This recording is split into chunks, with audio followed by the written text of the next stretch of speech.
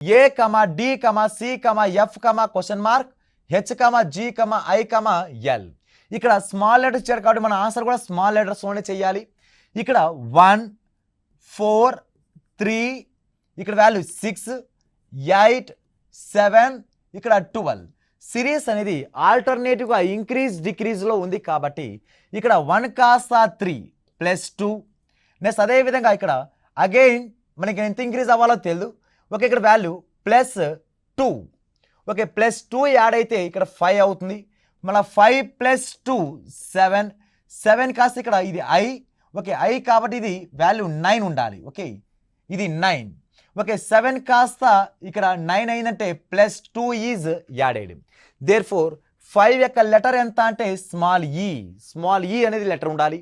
ఇంకొక alternative series 4 కాస్త 6 అయింది. 4 కాస్త 6 అంటే ఇక్కడ +2 is added. Again +2 is added.